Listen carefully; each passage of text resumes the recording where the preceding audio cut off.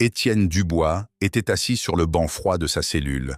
Les murs de béton grisâtre l'entouraient comme une prison invisible, bien plus qu'un simple espace physique. Le silence pesant était parfois interrompu par le bruit lointain des pas des gardiens ou le cliquetis des clés. Mais pour Étienne, chaque son semblait être un rappel de son isolement. Il ferma les yeux un instant, se laissant emporter par le flot de souvenirs qui affluaient à sa mémoire. Des rires d'enfants, des soirées passées à discuter avec sa femme autour d'un verre de vin, des leçons de philosophie qu'il donnait avec passion à ses étudiants. Chaque réminiscence était une aiguille enfoncée dans son cœur, un rappel de ce qu'il avait perdu à cause d'une injustice qui le dépassait. « Comment ai-je pu en arriver là ?» murmura-t-il pour lui-même, sa voix résonnant dans l'espace confiné. Son esprit vagabondait vers le jour de son arrestation, ce moment où tout avait basculé. Les accusations portées contre lui étaient aussi absurdes qu'infondées, et pourtant, le système judiciaire l'avait broyé sans hésitation. Étienne se leva, marchant lentement d'un mur à l'autre, ses pensées tourbillonnant comme une tempête. Chaque pas résonnait comme un écho de sa détresse. Dans sa cellule, il y avait un petit bureau en métal sur lequel il avait commencé à écrire. Des notes griffonnées qui témoignaient de ses réflexions et de ses espoirs. Il se pencha sur le papier, grattant la surface avec un stylo usé. « La vérité finira par émerger », écrivait-il. Mais même au fond de lui, il n'était pas sûr de cette affirmation. Étienne savait qu'il devait garder espoir, non seulement pour lui-même, mais aussi pour sa famille, qui souffrait à cause de sa situation. Son fils, Louis, n'avait que 8 ans. Étienne pouvait presque imaginer son regard, plein d'incompréhension et de tristesse. « Mon petit, je suis désolé », pensa-t-il, sa gorge se serrant sous l'émotion. Il se souvint des yeux brillants de Louis, de son sourire innocent, et de la promesse qu'il lui avait faite de toujours le protéger. Étienne se laissa aller contre le mur, fermant les yeux en se remémorant les moments passés avec sa femme, Amélie. Les déjeuners en famille, les promenades au parc, les projets d'avenir qu'ils avaient bâtis. Ensemble, chaque instant partagé était maintenant teinté de mélancolie, une douce douleur qui le rongeait. La porte de la cellule s'ouvrit avec un grincement, interrompant son tourbillon de pensées. C'était Claire, son avocate. Elle entra avec une énergie nouvelle, une lueur d'espoir dans ses yeux qui ne manqua pas d'attirer l'attention d'Étienne. Elle portait un tailleur sombre, son visage marqué par la détermination. « Étienne, j'ai des nouvelles », annonça-t-elle, la voix ferme mais douce. « Claire », répondit-il, son cœur battant plus vite, à l'idée qu'elle pouvait avoir trouvé quelque chose de crucial. « Qu'est-ce que c'est ?»« J'ai découvert des preuves », déclara-t-elle, se penchant légèrement en avant, comme si elle craignait que quelqu'un n'entende leurs mots. « Des témoins qui n'ont pas été entendus, des documents qui pourraient remettre en question votre condamnation. »« Est-ce vrai ?» demanda-t-il, l'espoir s'éveillant en lui, comme une flamme vacillante mais tenace. « Après tout ce temps, il y a enfin quelque chose ?»« Oui !» s'exclama-t-elle, son enthousiasme palpable. « Je suis convaincu que nous pouvons prouver votre innocence, mais il faut agir vite. Nous devons préparer notre défense et contester cette décision. » Étienne se redressa, son regard se faisant plus intense. « Que devons-nous faire? Je suis prêt à me battre !» Claire commença à énumérer les étapes qu'ils devaient suivre, l'esprit d'Étienne absorbant chaque mot avec avidité. Ils discutèrent des témoins qu'elle avait contactés, des preuves qu'elle comptait rassembler. Étienne sentait une vague d'énergie nouvelle le traverser. L'idée qu'il pourrait encore avoir une chance de retrouver sa liberté, de voir son fils et sa femme à nouveau, lui donnait une force qu'il croyait perdue. « Nous devons être prudents », continua Claire, son regard se durcissant. « Il y a des gens qui ne veulent pas que la vérité soit révélée. Nous ne pouvons pas nous permettre d'échouer. »« Je comprends », répondit-il, la détermination se lisant sur son visage. « Je ferai tout ce qu'il faut. Je n'abandonnerai jamais. » Après cette rencontre, Étienne se retrouva seul à nouveau, mais cette fois avec une lueur d'espoir. Il se mit à écrire frénétiquement, notant tout ce qu'il pouvait se souvenir des événements qui avaient conduit à sa condamnation. Dans sa tête, les pièces du puzzle commençaient à s'assembler lentement, mais il savait qu'il avait besoin de l'aide de quelqu'un d'autre. Dans une autre partie de la ville, Henri, le détective, était assis à son bureau, le regard fixé sur une pile de dossiers. Malgré le temps qui passait, il n'avait jamais cessé de croire en la possibilité que quelque chose ne collait pas dans l'affaire d'Étienne. Les preuves qui avaient été présentées lors du procès semblaient trop parfaites, trop bien orchestrées. Henri ne pouvait s'empêcher de penser qu'il y avait un fil à tirer, quelque chose qui, une fois découvert, pourrait faire basculer la situation. Il feuilleta les documents, relisant chaque rapport, chaque témoignage. « Cela ne peut pas être juste », murmura-t-il. Un élément en particulier le dérangeait. Un témoin oculaire qui avait affirmé avoir vu Étienne sur les lieux au moment du crime. Mais à chaque fois qu'il relisait cette déclaration, il sentait une incohérence, une fausse note qui le poussait à enquêter plus en profondeur. « Je dois parler à ce témoin », se dit-il, déterminé. Il se leva, ajustant sa cravate. Le temps pressait et la vérité devait être révélée avant que la situation ne dégénère davantage. Henri se dirigea vers le bureau du procureur, son esprit déjà en ébullition avec des questions à poser et des preuves à examiner. Il savait que chaque minute comptait, que l'innocence d'Étienne était en jeu et que le destin de cet homme pesait lourdement sur ses épaules. Dans sa cellule, Étienne, fort de la promesse d'un avenir, se préparait à se battre pour sa vie. Il savait que ce serait un chemin long et périlleux, mais il n'était plus seul. La détermination de Claire et la défiance d'Henri lui donnaient un nouvel élan. Il avait encore des choses à défendre et il était prêt à tout pour prouver qu'il était innocent. Claire se tenait devant la cellule d'Étienne, son cœur lourd de préoccupation. Elle avait toujours cru en son innocence, mais les jours passaient et le poids de la fatalité pesait sur eux. Étienne, assis sur son lit, regardait le mur de pierre, ses pensées s'entrelaçant avec des souvenirs de sa vie d'avant, des rires d'élèves, des discussions passionnées sur la philosophie et des moments tendres avec sa femme. « Étienne, » commença-t-elle, sa voix douce mais ferme, « nous devons parler des détails de ton affaire. Chaque petit élément compte. » Il tourna lentement la tête vers elle, ses yeux chargés de désespoir. « Je ne sais pas si cela a encore de l'importance, Claire.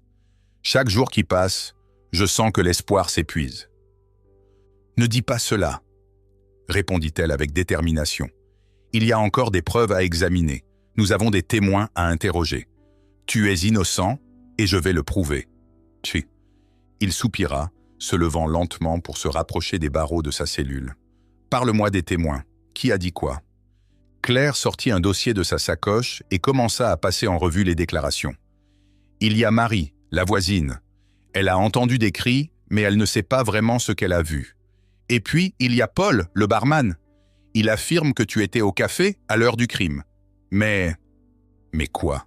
s'impatienta-t-il. « Mais il y a des incohérences. Il a changé sa version des faits plusieurs fois. Je pense qu'il y a quelque chose de louche dans son témoignage. » Étienne plissa les yeux, la méfiance s'emparant de lui. « Tu penses qu'il a été manipulé ?» Claire hocha la tête. « C'est possible. Nous devons le rencontrer à nouveau, lui poser les bonnes questions. Peut-être qu'il se souviendra de détails qu'il a omis. »« Et si nous n'y arrivons pas ?» demanda-t-il, la peur s'insinuant dans sa voix. « Que se passera-t-il alors ?»« Je ne laisserai pas cela arriver, » affirma-t-elle avec conviction. « Tu es plus qu'un numéro sur une liste. Tu es un homme et je suis ici pour te défendre. Souviens-toi de cela. » Un silence s'installa entre eux, lourd de tension. Étienne se laissa aller contre les barreaux, son regard perdu dans le vide. « Parfois, je me demande si la vérité a encore de la valeur, si quelqu'un se soucie vraiment de savoir ce qui est juste. » Claire s'approcha, posant sa main sur son bras. « La vérité a toujours de la valeur, Étienne. Peut-être qu'elle est cachée, mais elle existe, et nous allons la trouver. » Henri, de son côté, arpentait les rues de la petite ville, son esprit en ébullition. Les témoignages qu'il avait recueillis ne concordaient pas, et il était déterminé à découvrir la vérité. Il s'arrêta devant le café où Étienne avait été supposément vu au moment du crime. Il entra, l'odeur du café fraîchement préparé flottant dans l'air. « Bonjour, Henri !» salua le propriétaire, un homme jovial avec un sourire chaleureux. « Bonjour, Paul. Je voudrais te parler de la nuit où Étienne a été accusé, dit Henri, prenant place à une table. Paul fronça les sourcils, son sourire s'effaçant. Je ne sais pas si je peux t'aider. J'ai déjà dit tout ce que je sais à la police. Justement, c'est ce que je veux vérifier.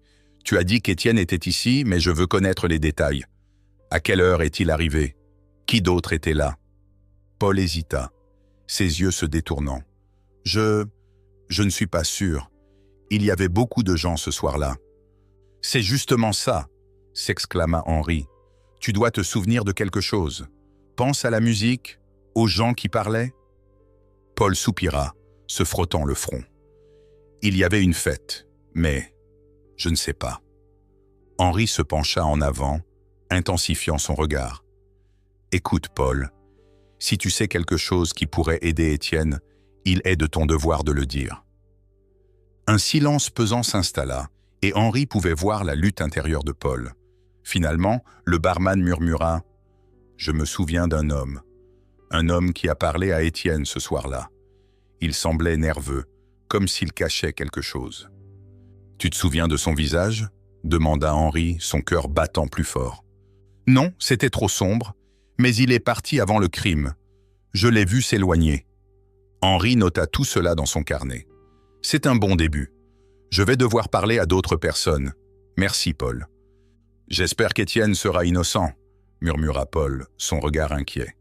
Henri acquiesça et quitta le café, son esprit tournant à toute allure. Les pièces du puzzle commençaient à s'assembler, mais il lui manquait encore des éléments essentiels. De retour dans sa cellule, Étienne était assis à la table, ses mains tremblantes de nervosité.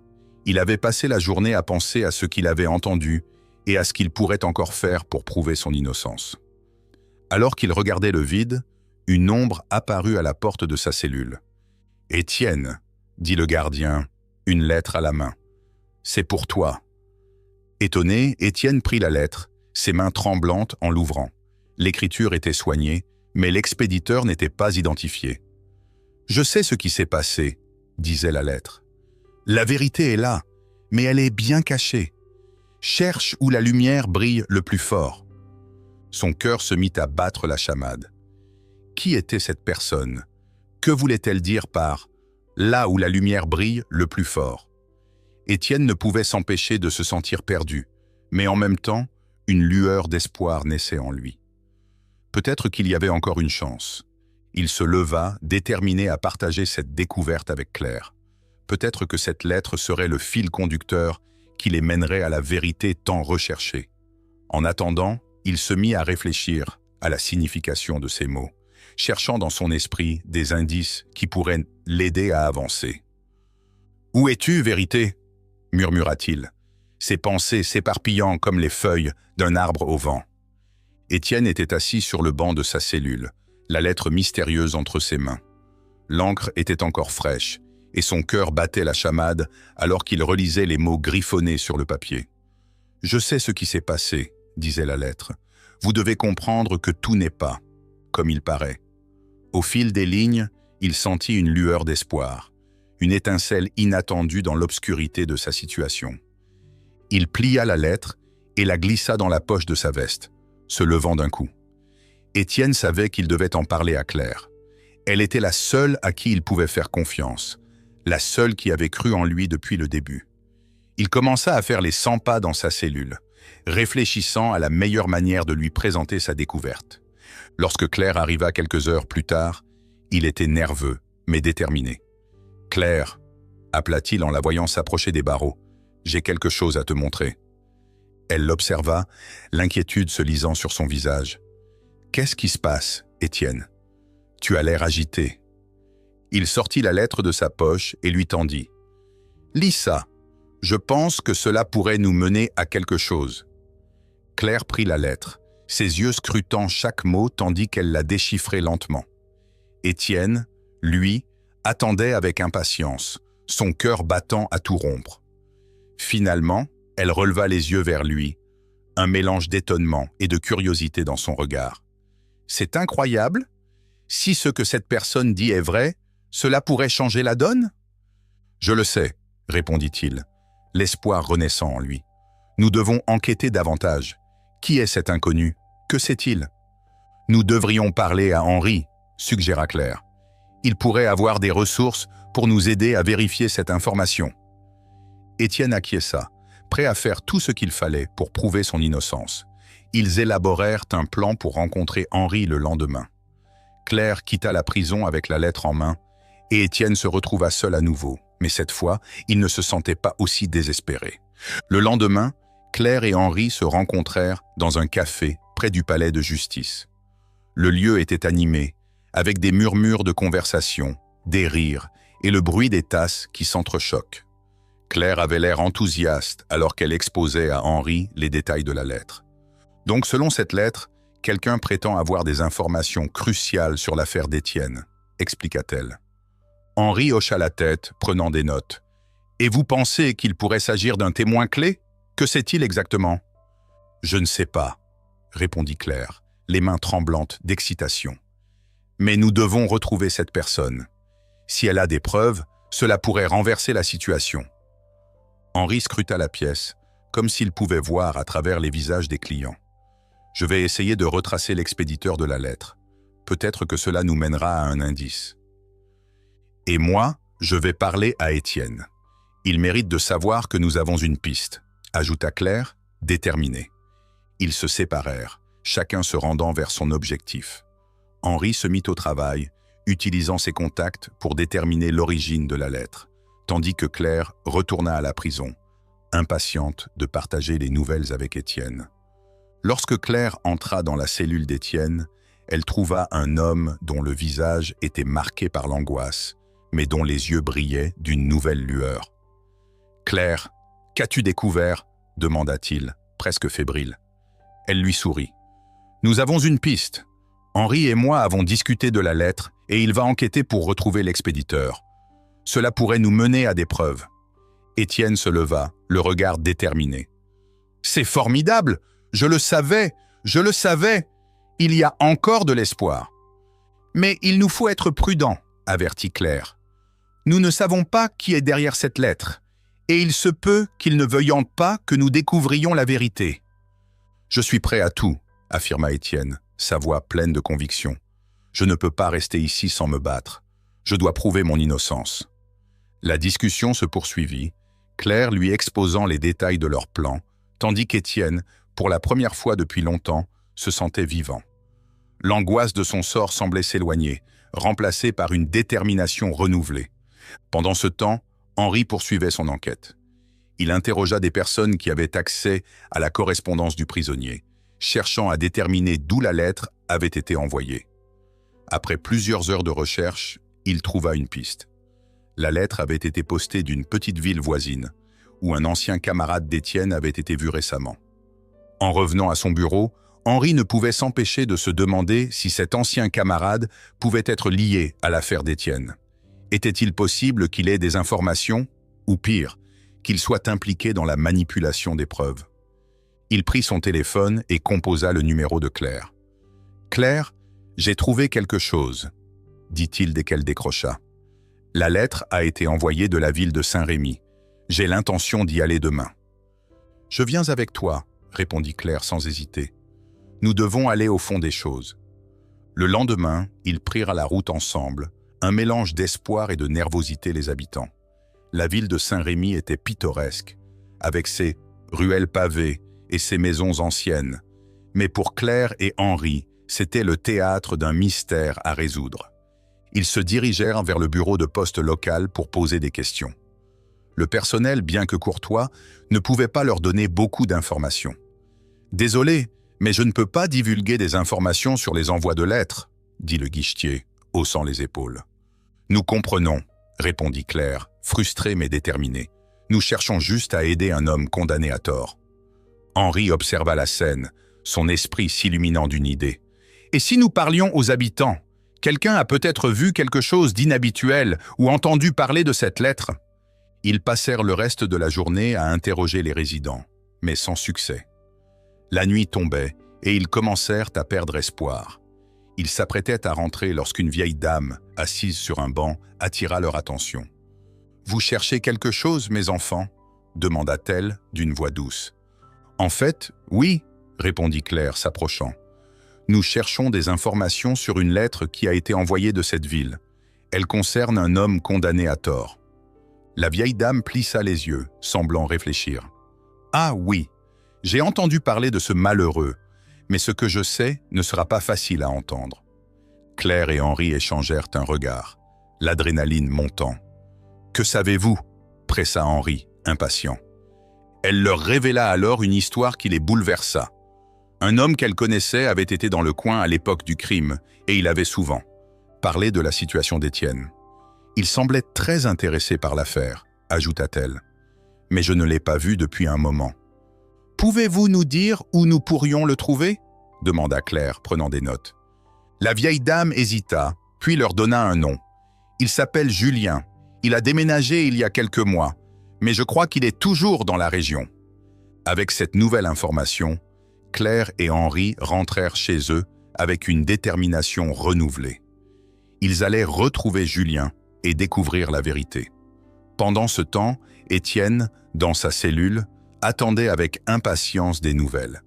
L'espoir brillait en lui comme jamais auparavant.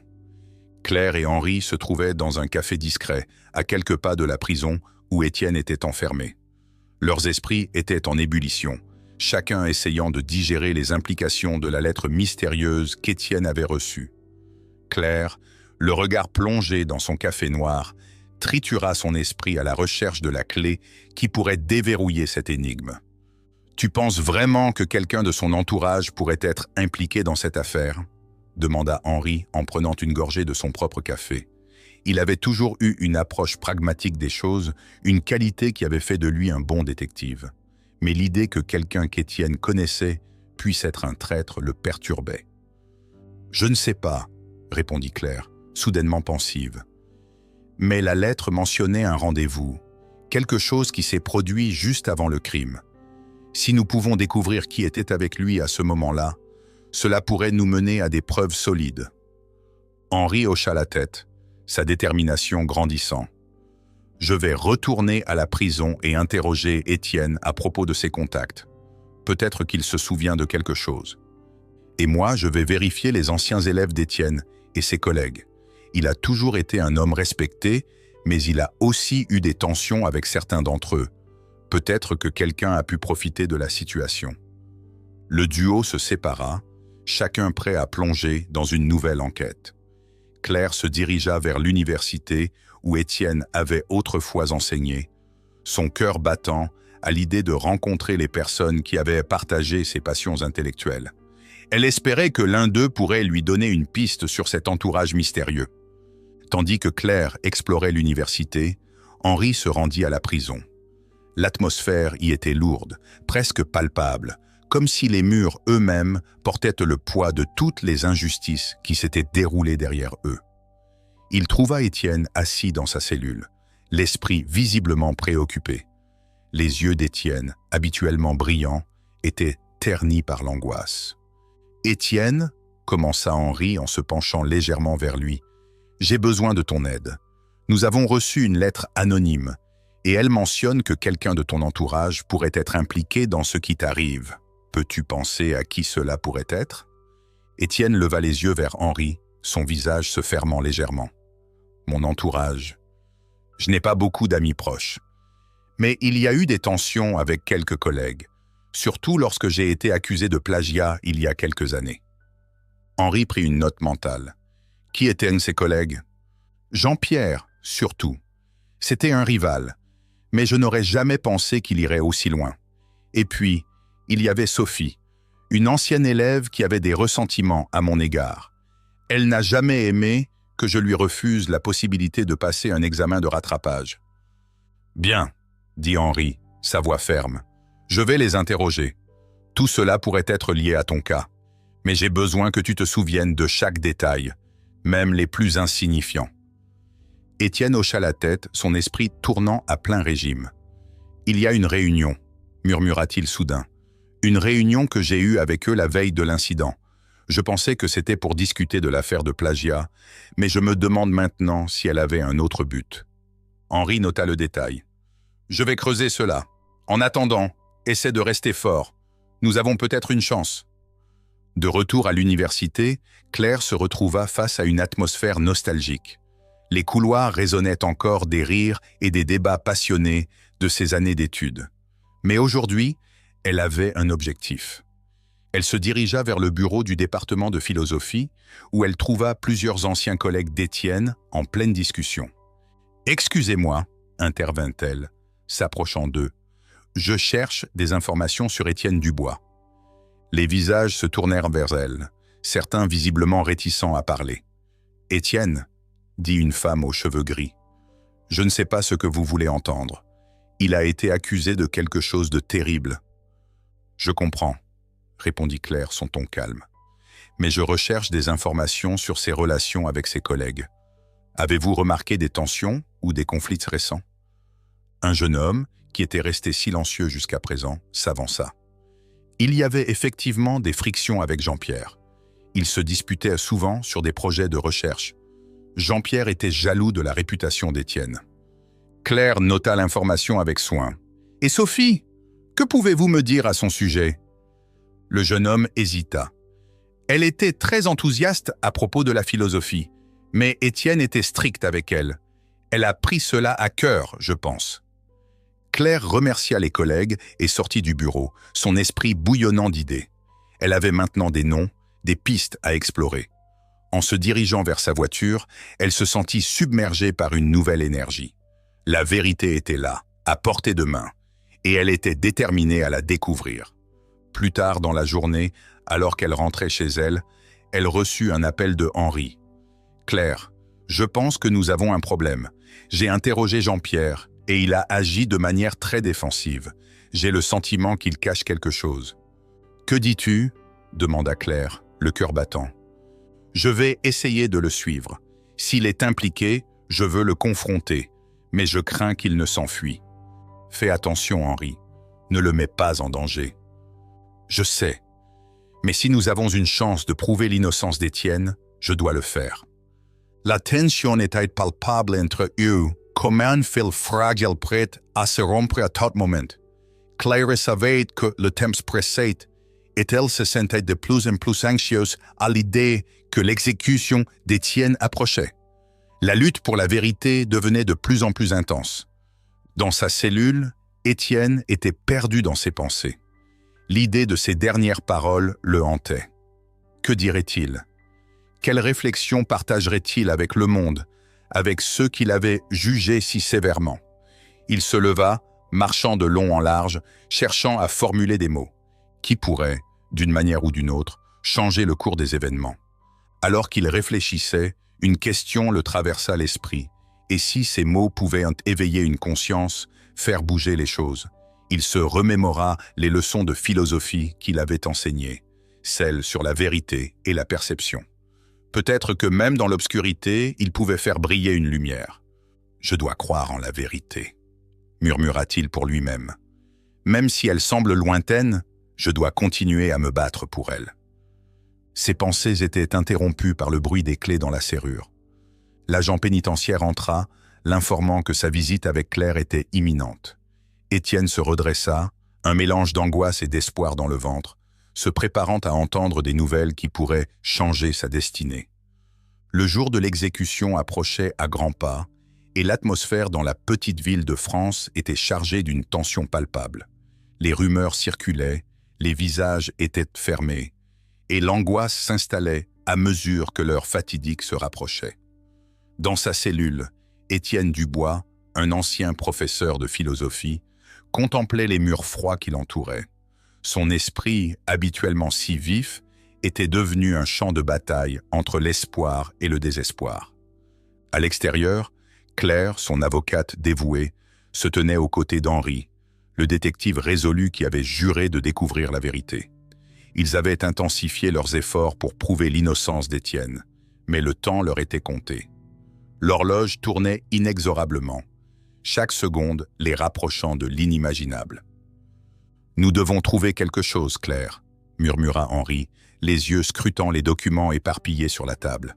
« Il doit y avoir une faille dans ce procès, quelque chose que nous avons manqué. »« Je sais, Henri, » répondit Claire, la voix tremblante d'une détermination renouvelée.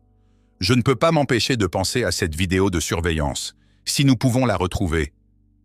Henri hocha la tête, son esprit déjà en train de formuler un plan. Je vais retourner au commissariat. Peut-être que quelqu'un a des informations que nous n'avons pas encore explorées. Claire acquiesça et se concentra sur l'ordinateur devant elle, tapant rapidement des mots-clés dans l'espoir de dénicher une piste. Elle savait que chaque minute comptait. Étienne avait besoin d'eux, et elle ne pouvait pas le laisser tomber. Alors qu'Henri sortait de la pièce, Claire se leva, le cœur lourd mais résolu. Elle se dirigea vers la cellule d'Étienne. À l'intérieur, elle trouva l'homme assis sur son lit, ses yeux fixés sur le mur, perdu dans ses pensées. « Étienne », commença-t-elle avec douceur, « j'ai besoin que tu restes fort. Nous travaillons dur pour te sortir de là. » Il tourna lentement la tête vers elle, et dans ses yeux, elle pouvait lire une lueur d'espoir, mais aussi une profonde tristesse. « Claire, que puis-je faire? Le temps passe, et je me sens si impuissant. »« Nous avons une piste, » assura-t-elle, s'asseyant à ses côtés. « Henri et moi avons découvert une vidéo de surveillance qui pourrait prouver ton innocence. Si nous parvenons à la récupérer à temps... »« À temps pourquoi ?» demanda-t-il, l'anxiété montant dans sa voix. « Je ne veux pas penser à ce qui va se passer si nous échouons. »« Ne pense pas à ça, Étienne. Concentre-toi sur le fait que nous avons encore une chance. Tu dois croire en nous. » Il inspira profondément, tentant de rassembler ses pensées. « Je veux croire, mais je ne peux pas m'empêcher de penser à mes dernières paroles. Qu'est-ce que je vais dire ?» Claire se tut un instant, les mots de réconfort se coinçant dans sa gorge. « Tu diras la vérité, Étienne. Et parfois, la vérité a le pouvoir de changer le cours des événements. » Leurs regards se croisèrent, et dans ce silence chargé, ils se comprirent. Claire se leva, déterminée à ne pas perdre une seconde de plus.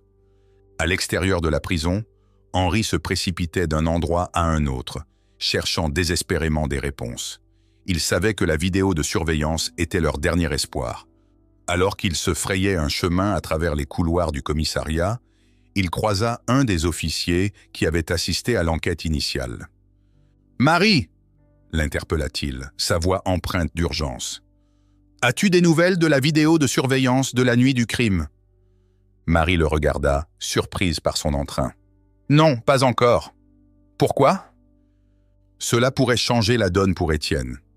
Si nous pouvons prouver qu'il n'était pas là, cela pourrait tout remettre en question. Elle fronça les sourcils, réalisant l'importance de ce qu'il disait. « D'accord, je vais voir ce que je peux faire. Mais tu sais que le temps presse. » Henri acquiesça, remerciant Marie avant de retourner à son bureau. Chaque minute était précieuse, et il ne pouvait pas se permettre d'échouer. De retour à la prison, Étienne était assis, pensif. Les souvenirs de sa vie avant l'incarcération l'assaillaient. Ses élèves, ses leçons de philosophie, sa famille. Comment tout cela avait-il pu lui échapper si, rapidement, il se leva et commença à faire les 100 pas dans sa cellule, cherchant un peu de réconfort dans le mouvement. À ce moment-là, Claire revint, essoufflée mais déterminée. « Étienne, j'ai une bonne nouvelle. Henri est en train de récupérer la vidéo. »« Quoi ?» s'exclama-t-il, effrayé par l'espoir qui se mêlait à sa peur. « Et si cela ne fonctionne pas ?»« Nous devons y croire, » insista Claire, prenant ses mains dans les siennes. « Tu dois te préparer à ce que nous allons faire.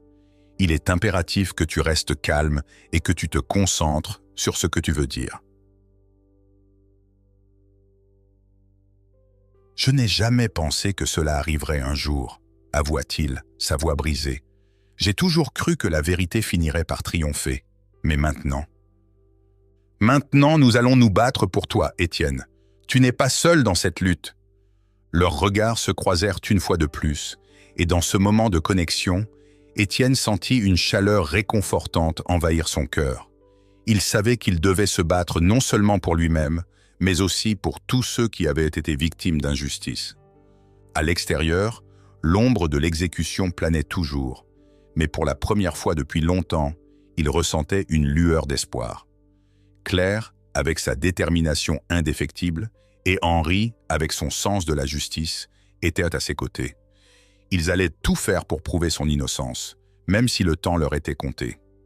Alors que l'heure avancée approchait, Claire et Henri poursuivaient leur quête pour sauver Étienne. Ils savaient que le sort de cet homme reposait entre leurs mains, et ils étaient prêts à tout pour lui donner une chance de vivre. Étienne Dubois se tenait devant la chaise électrique, son cœur battant la chamade. Le bruit des chaînes qui s'entrechoquaient résonnait dans la salle d'exécution, créant une atmosphère lourde de tension. Les témoins, une poignée de personnes ayant assisté à son procès, prenaient place dans les rangées, leurs visages empreints de curiosité et d'appréhension. Étienne, malgré la peur qui l'étreignait, se força à prendre une profonde respiration. Il savait que ces derniers mots seraient cruciaux, non seulement pour lui, mais aussi pour tous ceux qui avaient cru en son innocence. « Mesdames et messieurs, commença-t-il, sa voix résonnant dans le silence pesant, je me tiens ici, non pas comme un criminel, mais comme un homme dont la vie a été volée par l'injustice. » Il leva les yeux vers les spectateurs, cherchant à établir un contact. « Je suis un professeur, un homme de paix, et je n'ai jamais voulu faire de mal à quiconque. » Les murmures parcoururent la salle. Claire, son avocate, se tenait légèrement en retrait, le cœur serré. Elle savait que chaque mot qu'Étienne prononçait avait le potentiel de toucher ceux qui l'écoutaient, mais elle était également consciente que le temps jouait contre eux. Les secondes s'égrenaient lentement, chaque instant semblant prolonger son angoisse. « Je ne suis pas ici pour me défendre, mais pour faire entendre la vérité, » poursuivit Étienne. « La vérité est un concept puissant. Elle peut détruire des vies, mais elle peut aussi les sauver. Je vous demande de ne pas oublier que l'homme que vous voyez devant vous n'est pas le monstre que l'on a décrit. » Ces mots, pleins d'émotion, résonnaient avec une force inattendue, provoquant une réaction dans l'assistance. Un vieil homme, un témoin du procès, baissa les yeux, se remémorant ses propres doutes sur les preuves présentées. Étienne poursuivit, déterminé à toucher les cœurs. « Si vous êtes là aujourd'hui, c'est parce que vous avez un rôle à jouer. Vous pouvez choisir de croire en cette injustice ou de chercher la vérité qui se cache derrière. » Soudain, la porte de la salle s'ouvrit avec fracas. Claire entra en courant, le visage marqué par l'urgence. Elle tenait un petit écran dans ses mains, les yeux brillants d'espoir. « Étienne !» cria-t-elle, l'essoufflement trahissant la rapidité de son arrivée. La salle se figea, tous les regards se tournant vers elle, curieux et inquiets. « J'ai quelque chose, une vidéo de surveillance !» s'exclama-t-elle, le souffle court. Elle prouve que quelqu'un d'autre était présent sur les lieux du crime. Le murmure s'intensifia dans la salle. Étienne, initialement surpris, la regardait avec une lueur d'espoir dans ses yeux. « Claire, qu'est-ce que tu dis ?» Claire s'approcha précipitamment, l'écran tendu devant elle. « Regarde !» Elle appuya sur un bouton et l'image s'afficha. La vidéo montrait clairement une silhouette, un homme que personne n'avait identifié, agissant de manière suspecte près de la scène du crime. Étienne reconnut immédiatement l'endroit. « C'est là. C'est exactement là où... » Les murmures devinrent des cris de surprise, alors que les témoins prenaient conscience de l'importance de cette révélation. La tension qui pesait sur la salle se transforma en un mélange d'excitation et de soulagement. Les visages se tournèrent vers le juge qui, visiblement troublé, semblait peser le poids de cette nouvelle information. « Votre honneur », intervint un des avocats de l'accusation, tentant de reprendre le contrôle de la situation. « Cela ne prouve rien. Une vidéo ne peut pas annuler des preuves solides. » Mais le juge, visiblement déconcerté, leva la main pour demander le silence. « Nous devons examiner cela en profondeur. Ce que nous venons de voir pourrait changer le cours de cette affaire. » Il se tourna vers Étienne, dont le regard était désormais plein d'espoir. « Monsieur Dubois, je vous demande de suspendre cette exécution pour le moment. » La réaction de la salle fut immédiate.